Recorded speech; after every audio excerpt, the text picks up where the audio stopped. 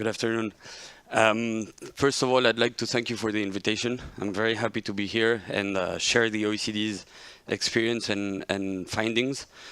As it was presented, sorry, may I have the... Opa. Thanks.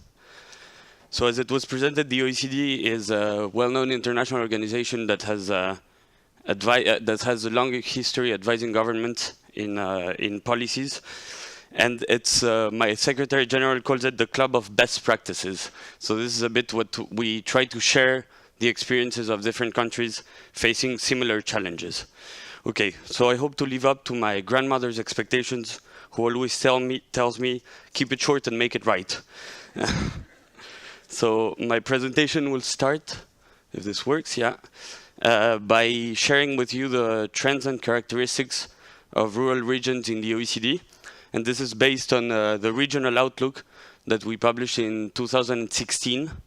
Then I'll go a bit more into the findings of the NSPA report that we published in 2017. It's a work based on 14 regions, 7 of which in Finland, 4 in Sweden, and 3 in Norway.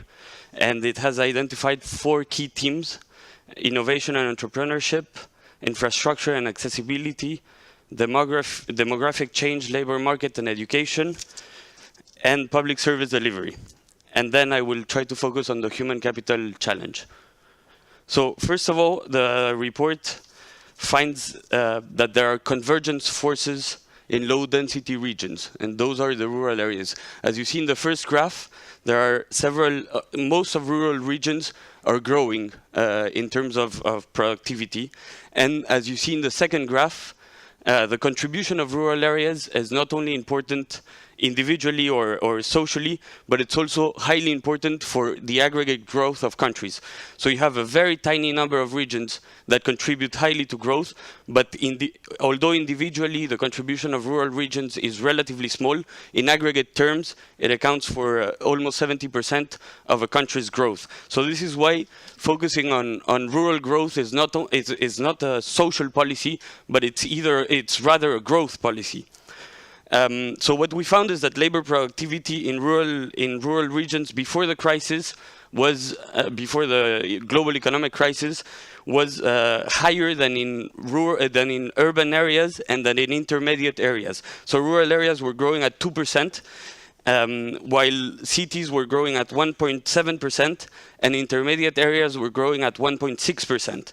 And amongst the top 10 performing regions, we had 54% of rural regions, out of which 33% were rural close to cities and 21 were rural remote. So this shows you a bit the potential for conversions that rural areas have. After the crisis, the growth and productivity declined, and now rural areas are growing at 0.12%, but we still have a strong presence of rural areas amongst the top 10 performers. So we have 41% of rural regions that are amongst the top 10 performers, out of which 31 are close to cities and 9% are rural remote. So the crisis has hit harder on the rural remote areas. Then there is another topic that is often mentioned, that is the rural paradox. So basically the idea would be that if rural regions grow, it's because of an increase in productivity linked to higher investments in capital. But what we see is that the rural paradox is not that common. So 69% of rural areas close to cities and 58% of rural remote areas have experienced both growth in employment and growth in productivity.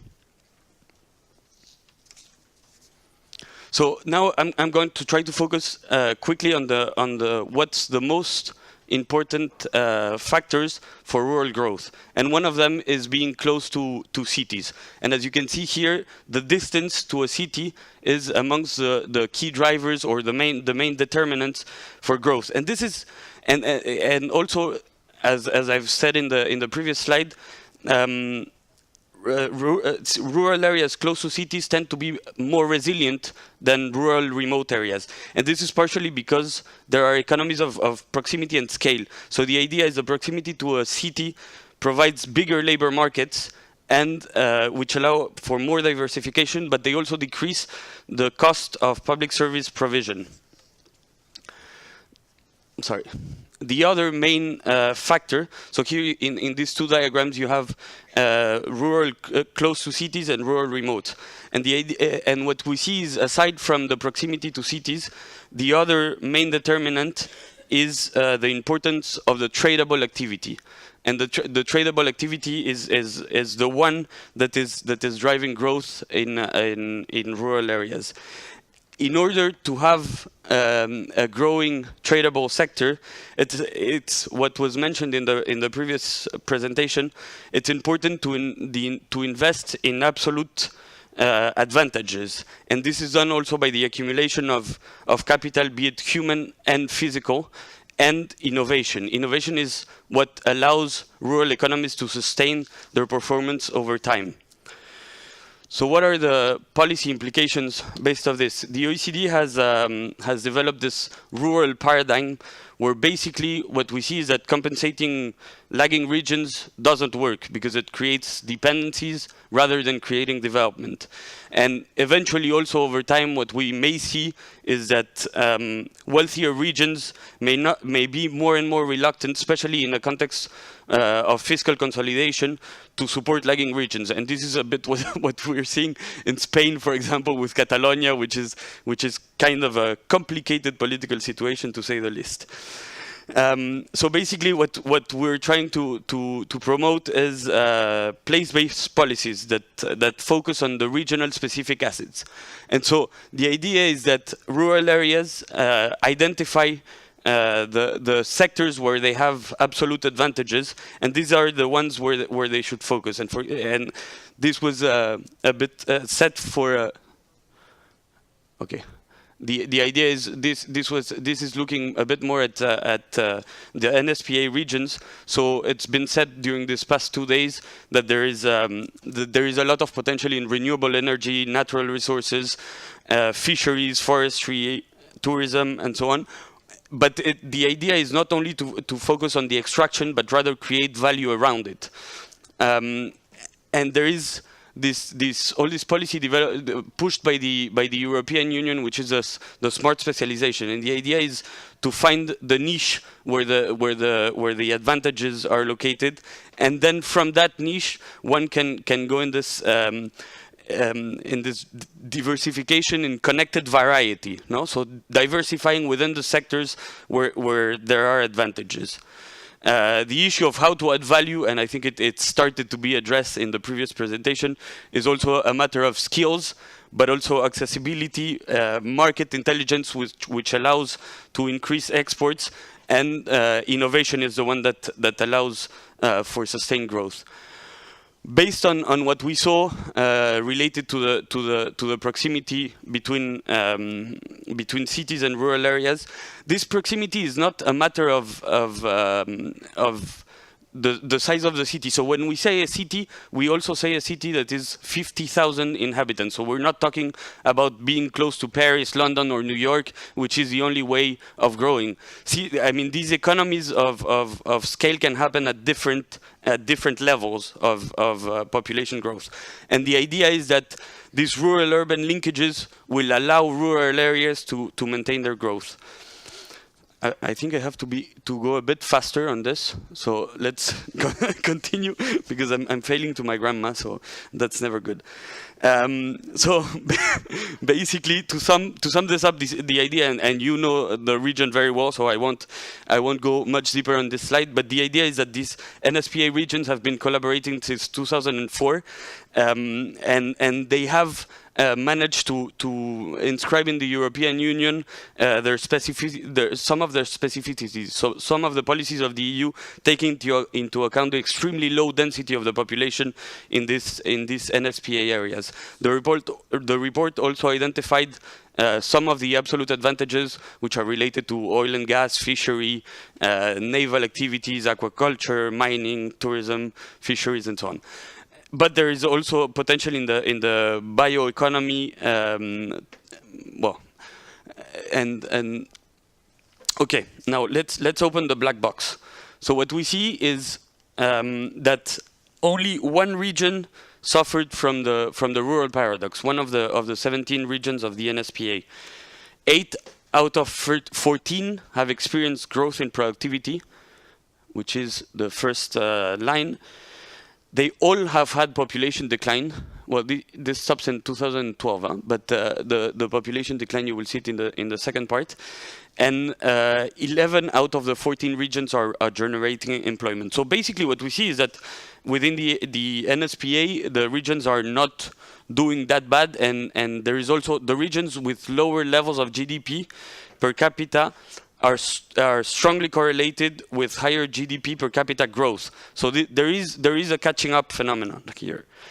So the bottom line of this is there is a fairly strong performance, especially compared with other OECD countries. And what's interesting is hearing your debates, but also the debates of other OECD countries. And clearly, the NSPA regions are doing much better. But the big challenge would be to maintain this good performance in a context where we have a declining and aging population and a reduced activity of the labor force. So what are the key elements here? This increasing the productivity will demand maintaining innovation, but also high investments in human capital. And the activation of the workforce will demand improvements of the labor market, which now tends to be too shallow. So some of the mechanisms that can allow increasing the depth in the labor market is better connecting the smaller labor markets between themselves, or also recognizing skills across labor markets, which allows labor mobility. Okay. So now this is just a quick focus on the key factors of growth, and in Norway's NSPA regions. And what we see is that the level of high skilled workers is not necessarily that bad compared to the average of the country. But what we see is that there is a much bigger level of lower skilled workers in the NSPA region. And we see that there is also a challenge in innovation and entrepreneurship. And this is, well, this measure is, the patent measure is always a challenge, whether you like it or not. But this is, for the time being, one of the measures that we have for innovation. So we have to go with it, and until we find a better measure, like we always say about GDP and so on. It's we measure what we can, and okay. So one of the main assets to improve the maintaining population, but also to attract more population, is the well-being. So what we see is that NSPA regions are not doing that bad. And especially in terms of environment, housing, and life satisfaction. But where there is a bit more difference is in income and employment measures. This suggests that there is a possibility to raise productivity given the levels of income being a marker for productivity levels.